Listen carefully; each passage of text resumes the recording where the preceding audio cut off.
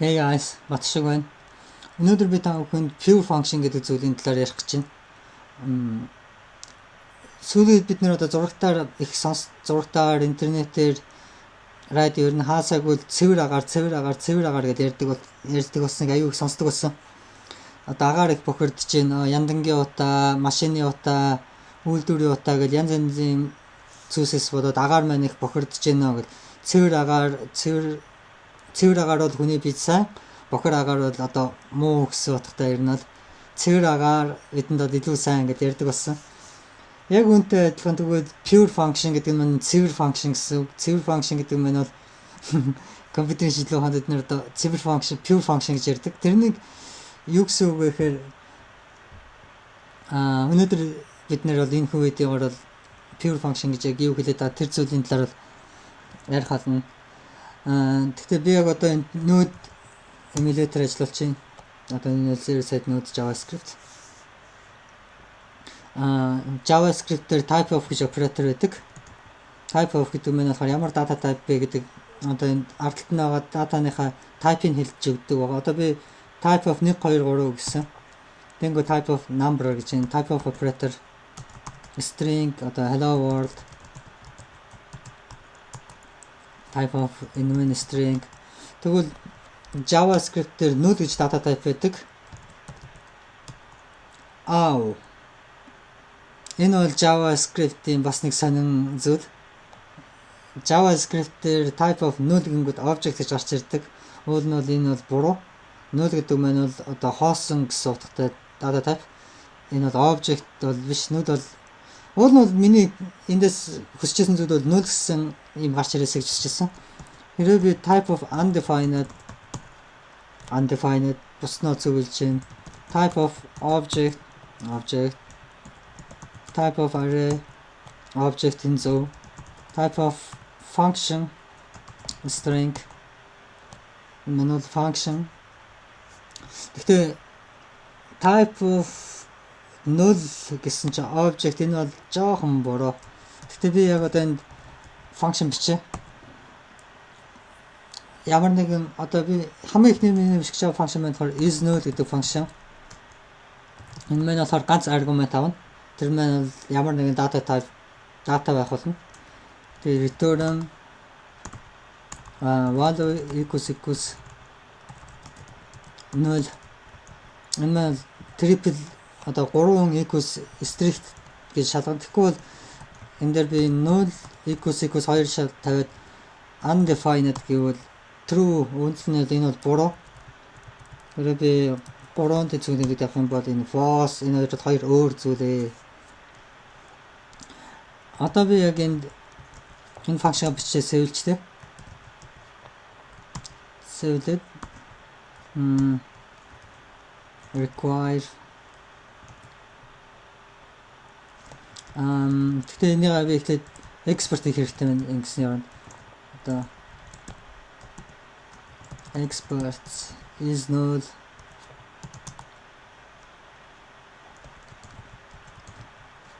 одоо энд бидний library ч юм уу my library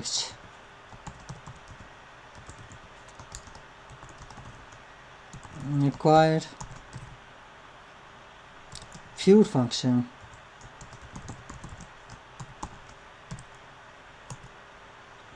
одоо my library гэж юу вэ гэдээ харуул library дотроо is null гэдэг function байд.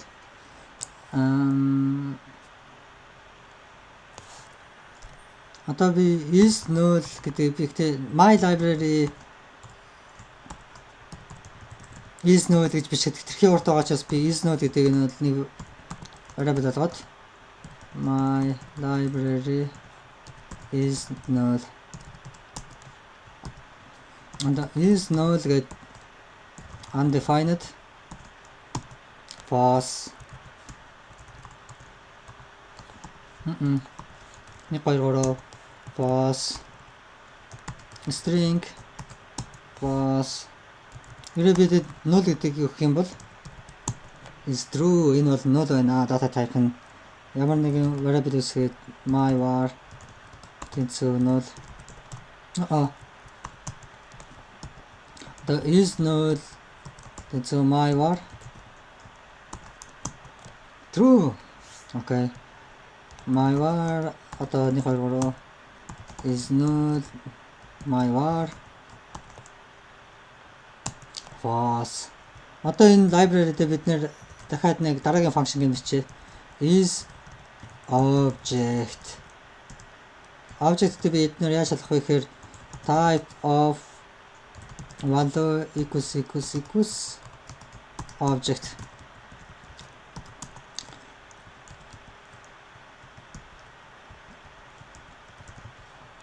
Одоо бид дахиад нэг emulator ажиллуулад interpreter одоо энд дахиад library-га include. Гэхдээ би энд is object-ийг шууд авчих гэж бодож байна. Яагаад гэвэл дахиж олон удаа хийхгүй бол is object энэ маань бол нэртүүрийн object пассж байгаа. Түрүүний my library за дахиад харчих. My library юу вэ? Object хоёр functionтэй is null is object. Okay. Is object гэдэг маань тэнцүү my library is object. Okay. Одоо is object string passed. False. Boolean true. False. Undefined. False. Object passlaa true. Array passlaa true. So string ч юм уу function true false. Энэ маань function энэ object биш байна гэж. Object passled одоо энд нэг алдаа. Хэрвээ null is null одоо null object passled is object ясах true гэж энэ бол буруу. Энэ маань null. Тэгэхээр бид нэр энэ is object гэдэг function-га засахтаа тэгэхээр эднэрээ би тусдан function болчих. Var яа тэгэхээр би энэ дараа хурдан амархан бичих гэсэн үг. Энд is null whatever and гэхдээ is not null юм. Энэ value маань null биш. Энэ null биш. Тэгээд and type of is object. Энэ тохиолдолд одоо энэ function маань одоо бидний яг өсөж байгаа зөв function болж байна гэсэн үг.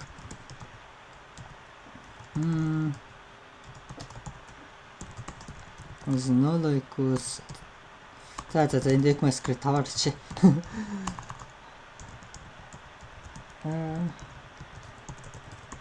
Object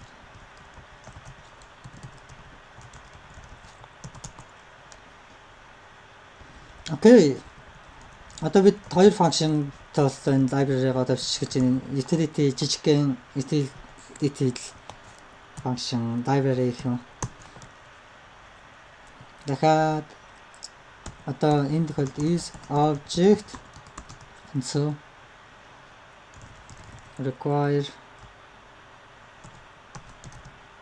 pure function.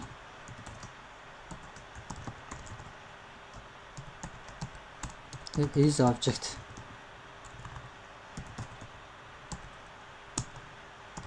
Is object null false.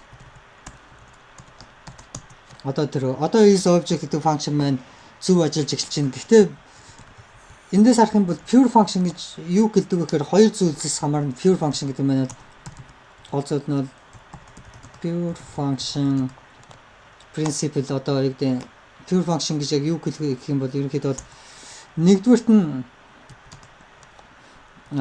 бид нар ямар одоо энэ параметр пасс чинь value гэдэг юу ямар аргумент өгж байгаагаас хамаарат хариу нь үргэлж ижилхэн байна гэсэн үг. Энэ бол нэгдүгээр одоо pure function тодорхойлох зүйл гэх юм бол одоо нэгдэх зүйл нь нэгдүгээр одоо хүчин зүйл гэх юм ааш шаардлагатай. Нэгдүгээр тодорхойлолт нь гэх юм бол юу гэж хэлэх юм бэ? Яг тэр зүйл нь бол ямар value өгнө түүнээс одоо хамаарат түүнээс хамаарат одоо хариулт нь одоо үргэлж ижлэгэн байна. Юу гэдэг юм те. Жишээлбэл би var increment биш зөв математик обжект үзээ. Одоо энд бол mat гэдэг обжект байгаа. Энэ бол JavaScript цаанаас ирсэн. Mat cosines гэдэг үзэх юм бол энэ бол function. Mat cosines за ямар ч хамаагүй тоолж 1 2 3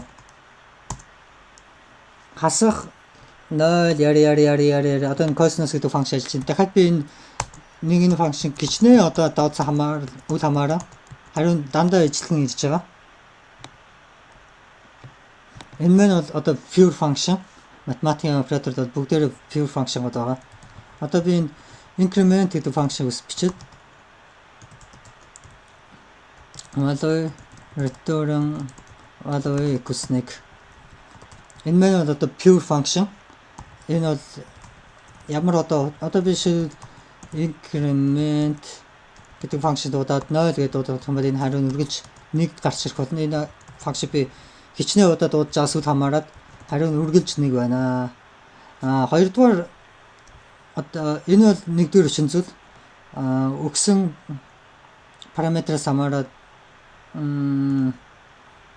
би одоо энийг яг юу гэж тайлбарлахаас хэлж мэдэхгүй байна.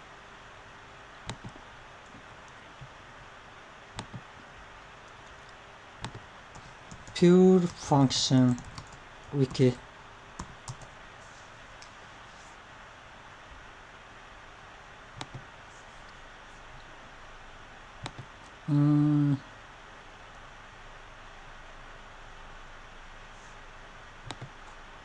function programming language гэж үгүй яри pure function гэж үгүй энийг үзүүл яаж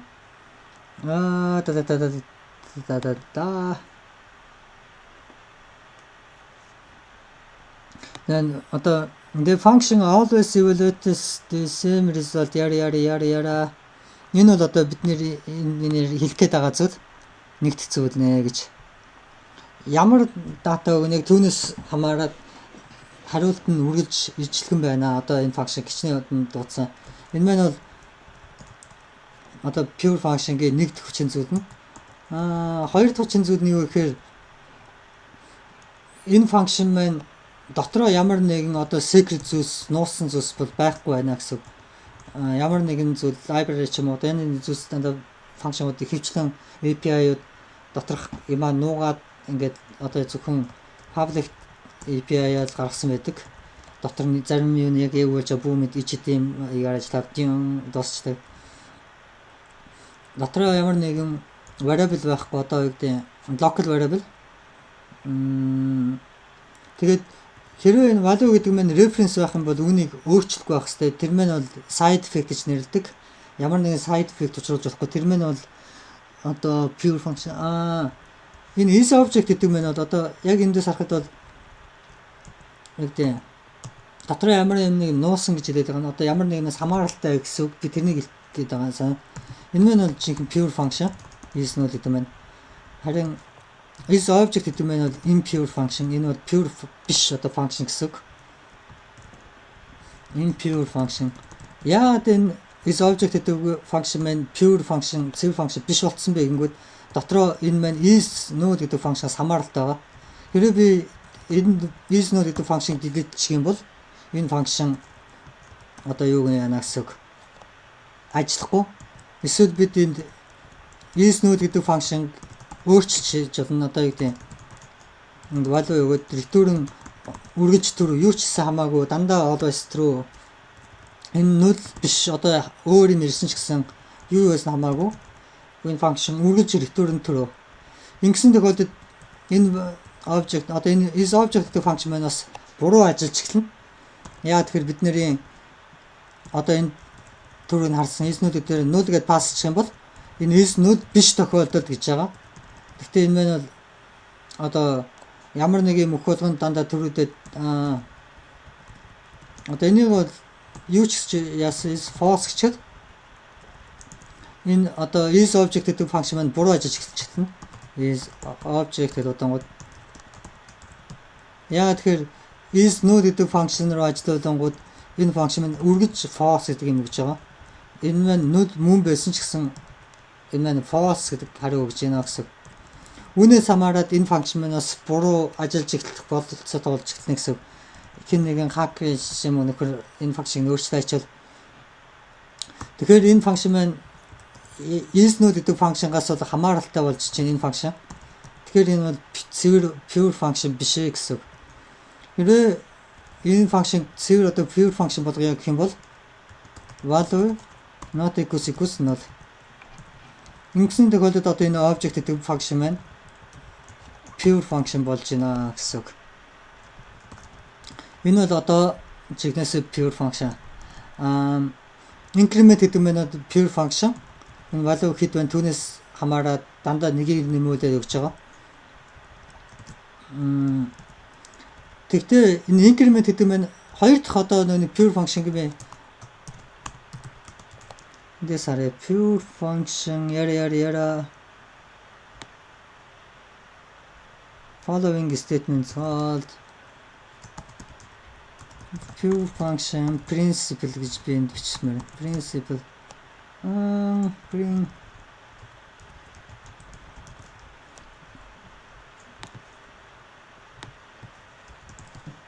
principle зарчим одоо pure function-ийн зарчим нэгдүгээрх нь бол одоо ямар үргэлж ижилхэн үр дүн гаргах болно. Энэ бол нэгдүгээр одоо зарчим нь. Ямар за яг би энэ wiki дээр бол одоо нэг болгоо бичсэн байна. Гэтэ би энд одоо монголчлол арай 2 3 ч юм уу болох гэдэг шиг. Хоёр дахь нь юу вэ гэхээр энэ function маань ямар нэгэн зүйлээс хамааралтай биш байна. Ямар одоо юу гэдэг ямар нэгэн гадны зүйлээс үл хамааралтай байна.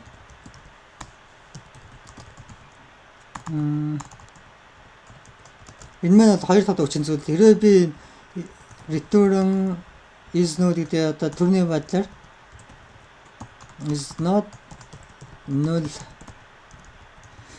энэ is not null энэ маань одоо pure биш болчихно гэсэн. Ягаад тэгэхээр энэ function-аас энэ хамааралтай болчихж байгаа.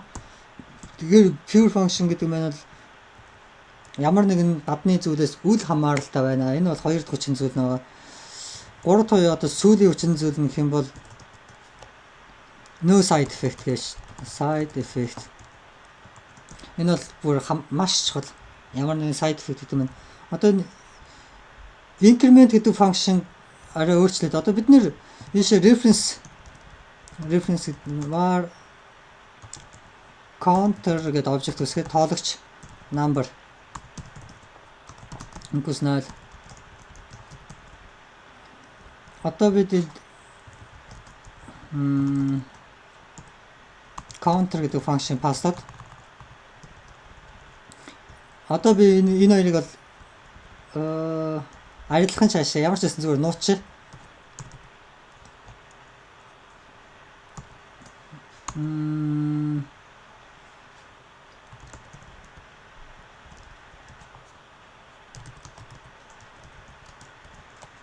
Одоо энэ increment гэдэг function дээр object дээр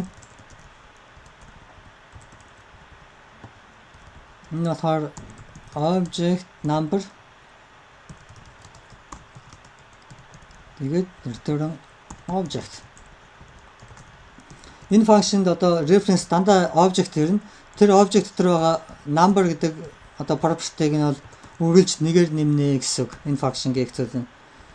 Одоо бид энд increment гэдэг function-д удаад дараа нь counter гэдэг object маань бол юу болсон бэ гэх юм бол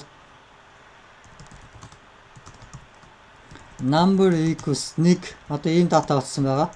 Хэрвээ би нэг 3 удаа 4 удаа 5 удаа дуудаад дараа нь log counter гэ харъя. Ажиллаад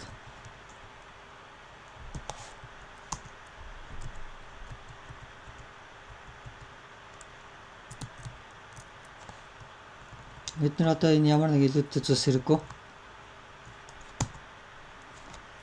counter гэдэг object маань 5 болцсон байна.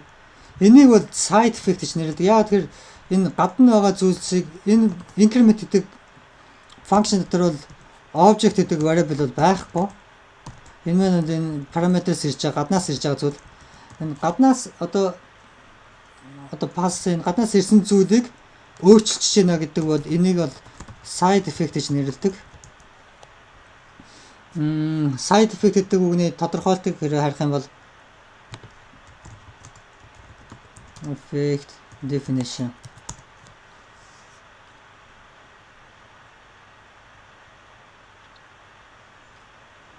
Одоо undesirable effect одоо жишээлбэл энэ бичснээр бол миний одоо өвчин сайн гэдэг жишээлбэл би ямар нэгэн хор давтар туссан байлаа гэж тэр хор давтрын эсрэг одоо энэ бол ийм бол маш сайн генетриш гэдэг юм уу эсвэл ханиад юу ч хамаагүй хор давтар байлаа зүгээр ханиад миний энэ ханиад нь сайн гэд надад одоо нэг юм өгөөд би тэр имийг нь уулаа гэж бодоход миний ханиад нь сайн боловч өөр бие минь өөр нэг хэсэгт бас муу юм үзүүлж магадгүй. Үүнийг бол side effect гэж одоо нэрлэдэг байгаа. Нэг талд одоо юм нөлөөлж байгаа ч нөгөө талд нь бас нэг өөр эффект учруулад байна гэсэн. Энийг компьютерийн шинжилгээ ухаанд бид нар болохоор ямар нэгэн датаг одоо 2 3 газар өөр газар зэрэг өөрчлөөд байгаа энэ зүйлсийг бол side effect гэж нэрлэдэг. Одоо энэ increment гэдэг function бол энэ counter гэдэг энэ object-ийг бол өөрчилж чинь. Одоо энэ increment гэдгийн яг эсрэг нь decrement.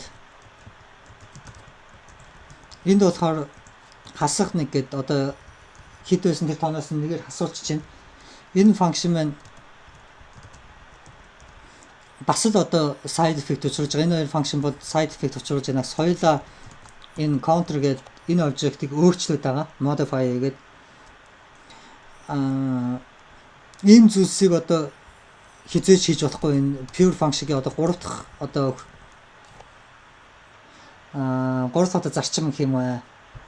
Энэ үеийг дахиад арай өөр утгаар хайж зарчим яа хууль fundamental truth proposition яа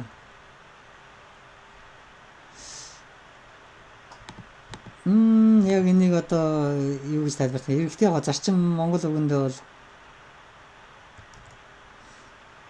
зарчим байж болох л зарчим гэхээс тийм одоо баримтлах зарчим гэхээ принцип гэдэг яг надаас арай илүү англи дээр мэддэг хүмүүс бол арай дээр тайлбарлах бах. Принцип л зарчим. Ямар ч хэлсэн 3 тон бол ямар ч side effect бол учруулахгүй байх хэвээр. Одоо энэ object гаднаас ирж байгаа зүйлсийг reference ирлэхэд тэр зүйлийг өөрчилж болохгүй. Хэрвээ бидэнд энэ local object гэдэг variable байгаа бол бид нэр local variable бол хүснээр өөрчилж болно. Харин энэ тохиолдолд local одоо object гэдэг variable байхгүй. Энэ маань бол гаднаас ирж байгаа зүйл. Гаднаас ирж байгаа гэдэг нь одоо энэ counter гэдэг энэ object. Хэрвээ энэ object-ийг бид нэр одоо decrement том програм бичиж байхад одоо нэгэнд increment decrement гэж 2 3 талаас зэрэг өөрчлөлөд одоо аль нь төрлөд өөрчлөлөд эсвэл энэ ийм болж болно эсвэл эхлээд decrement increment ч юм уу гэдэг эдгээр маань уралдаад янз янз зулж болох боломжтой энэ тэндээс одоо зэрэг програм ажиллаж ихтэй энэ бол бас асуудал үүсгдэг зүйл компьютерийн юунд бол одоо ихтэй миний хэлсэн зүйл болохоор side effect гэдэг зүйлийг бол би бол муу зүйл гэж хэлээгүй. Side effect гэдэг зүйл бол хэрэгтэй юу гэвэл хэрэгтэй маш сайн. Гэхдээ маш сайн биш ээ. Маш их хэрэгтэй зүйл. Одоо энэ бол зайлшгүй шаардлагатай. Энийг бол заримдаа бид нэр side effect учруулгыг би бол үнэхээр одоо параметр side effect function-ууд бичнэ. Одоо зориудаар гэсэн side effect учруулах гэж. Гэхдээ side effect нь хэрэгтэй юу гэвэл хэрэгтэй харин сайн уу муу юу гэдэг талаас нь ярих юм бол энэ бол муу. Яагаад тэгэхээр side effect аль болох чи бол параметр side effect маш цөөхөн учруулахыг хүсэх болно. Тэгэхгүй бол чиний датаг хэн хаана өөрчлөөд байгаа хизээ гэдэг зүйлийг бол чи мэдхөөд одоо жишээлбэл чиний компанид ажилд орлоо гэж бодоход тэр компани нэлээд том прожектын дээр ажиллаж байгаа чиний том багаар ч юм ажиллалаа гэж одоо тэр одоо аль хэдэн сая мөр урт кодод бичигдсэн бай гэж бодъё л. Одоо яг одоо миний компьютер ч гэсэн сая урт мөртэй одоо том кодод байна, том програмууд байна. Хэдэн сая үрхээр яг тэр дотор одоо яг чи бол орж ирээд тэр датаг нэг функшн ажилуулад нэг дата одоо параметрик оруулсан шиг тэр датаг чинь чиний мэдэхгүй хааны газар өөрчлөгдөвэл чамд тэрнийг илрүүлж одоо олоход их хэцүү. Яагаад тэгэхээр тэр чинь хэдэн сая урт мөртэй тийм том код байгаа. Тэгээ тэр олон сая мөр урт кодын дотор чи хаана миний функшн хэзээ хаана өөрчлөөд яг миний датаг юу болгоод байна гэдгийг одоо энэ зүйлс бол маш их чиний цагийг одоо чиний энерги ирч хүч хамаг зүйлсийг чинь стресс одоо барах болно. Ажлын чигээр бүтээл хүртэл удаашрах болно. Тийм учраас аль болох side effect гэдэг зүйлийг бол одоо дээд түвшинд бол дээд түвшин гэдэг нь application түвшин одоо вебсайт ч юм уу энэ түвшин одоо хамгийн сүүлийн application level дээр бол side effect гэдэг зүйлийг аль болох бага байлгах хэрэгтэй. Харин доор бол side effect гэдэг зүйл бол угаасаа маш их байгаа.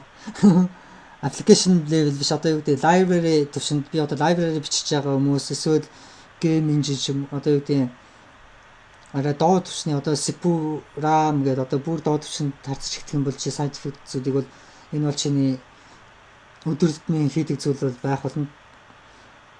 Арай application гэдэг нь бол энэ high level яг энд бол одоо чиний хамгийн сүүлийн лог явагдана application-ы. Тэнд бол одоо маш олон library нийлцсэн, маш олон хүмүүс нийлчихсэн маш том програм дээр одоо ажиллах болно. Тэр үед бол одоо library-нууд бол хийх зүйл бол хийн. Library-нуудад тэр асуудал байгаа. Library хийж байгаа хүмүүс тэр нэг засна гэхээс одоо тэрэнд бол чи бол нэг санаа зовоодох шаардлага бол байхгүй. Харин application хийж байгаа хүмүүс мань болохоор аль болох pure function одоо ашиглах хэрэгийг илүүд үзэн гэсэн. Яагаад тэгэхээр тэр бол одоо том програм дотор хаана хязээ дата өөрчлөлт байгааг одоо нөгөө хүмүүст бол чи итгэнэ гэсэн. Өөр бол одоо арга байхгүй тэр том програм дотор ажиллаж байгаа үед бол хэдэн сая мөртэй тийм тэгж багаар ажиллах гэдэг бол чи багийнхаа хүнд итгэнэ гэсэн үг.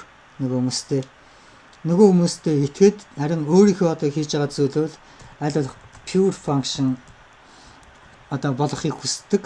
Зарим тохиолдолд бол impure байх янз бүр байна. Гэхдээ өнөөдөр миний хэлсэн санааг одоо pure function гэж би яг юу хэлээд байна гэхээр ойлгосон байхаа гэж найдаж байна. Хэрвээ энэ одоо өнөөдрийн видеоор би тэгтээ зөвхөн pure function гэдэг ганц зүйлийг ярьсангүй хажуугаар нь side effect гэдэг зүйлийг бас баг зэрэг ярьсан. Гэхдээ side effect гэдэг зүйлийг бүр дэлгэрэнгүй ярина гэх юм бол амар олон жишээ аваад ярьж болно. Тэр нь арай өөр видео арай олон жишээгээр одоо үзүүлэх гэвэл ийм байдлаар одоо side effect-д бол энд гэдэг ярих юм бол бас 30-40 минутын видео болох болно. Маш олон янзын жишээ. Pure function гэдэг бол ердөө л одоо энэ side effect гэдэг зүйлийг бол санааг нь ойлгосон. Тэд нэр ярихгүйгээр одоо энэ бол энэ decrement гэдэг function энэ function бол хоёулаа side effect учруулж байна. Энд гаднаас ирж байгаа датаг эсвэл одоо variable zzz эндний 2 3 гэж байлаа. Энд одоо value гэж ирсэн. Энэ value маань нэгээр нэмэгдүүлээд энэ нь одоо жигнэсээ одоо pure function болж increment гэдэг юм. Decrement энэ хоёр маань pure. Харин гэхдээ энд zzz гэдэг одоо энэ local биш variable-ыг өөрчлөөд SSS ч юм уу. Инким бол энэ бол одоо үргэлж ижлэхүү үр дүн гаргах болно гэсэн. Энэ function 1000 удаа ажилласан ч гэсэн энэ үргэлж ижлэхүү үр дүн гарах болно. Increment 99 одоо increment 99 гэдэг function гिचнэж бол ажилласан мөртөөр дандаа 100 гэж одоо яг дандаа ижлэхүү үр дүн өгнө. Энэ бол нэг принцип л одоо энэ юуг бол баталгаажуулсан боловч 3 дахьыг нь бол чадсангүй. Ягаад тэгэхээр энэ local биш одоо гадны variable-ийг өөрчлөөд side effect учруулж байна гэсэн. Энийг бол side effect гэж нэрлэдэг байгаа. Үнэхээр бол энэ бол pure биш болчихж байна гэсэн. Хэрвээ одоо энд counter гэдэг object ирээд counter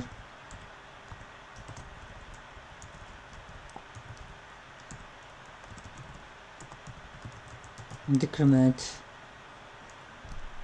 одоо ингээд жишээлбэл энэ функшныг ажиллуулахад одоо энэ pass хийж байгаа. Гэхдээ энэ минь одоо энийг яаж энэ тохиолдолд энэ object-ыг буцаагаад pure болгож авах вэ гэхээр mutable гэж ярьдаг.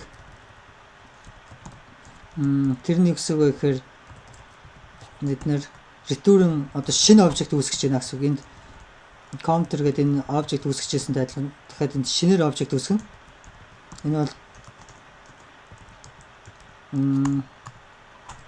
number тэнцүү object number дээр нэмэх нь 1. Ингэсэн тохиолдолд object number гэдэг энэ юуг бол өөрчлөг. Энд бол ямар side effect учруулаагүй. Гэхдээ зөвлөд шинэ object үүсгэж байгаа. Mutable decrement гэвэл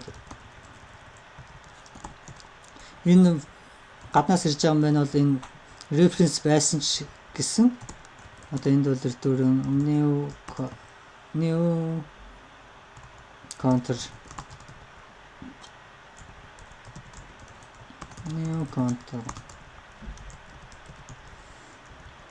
одоо ингэсэн тохиолдолд бол энэ хоёр маань бас одоо pure function болчихжээ.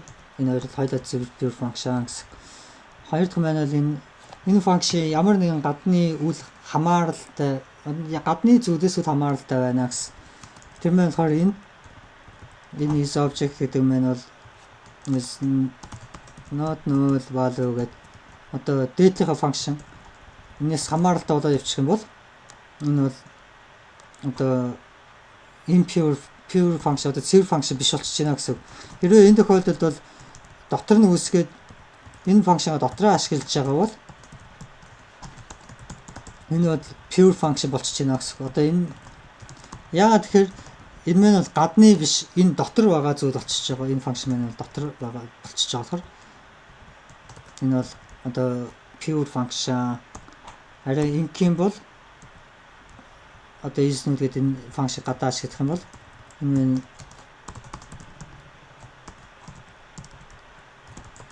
инким бол одоо энэ маань impure function болчихж байна гэсэн. Цэвэр бус. За үүгээр өнөөдрийн энэ видеод дууслаа. Одоо pure function гэж юу хэлээд байгаа юм бэ ойлгосон гэж найдаж байна. Side effect гэдэг зүйлийг бас юу юм бэ хэрэг ч мэддэггүйсэн бол side effect гэдэг зүйл юу юм бэ гэдгийг бас ойлголттой болсон гэж найдаж байна. Ер нь бол side effect гэдгийг бол ойлгосон. Гэхдээ ямар жишээгээр яаж side effect учруулж болдог вэ гэдэг тэрний нь бол яриаггүй. Side effect гэж юу юм бэ гэдэг талаар ярьсан.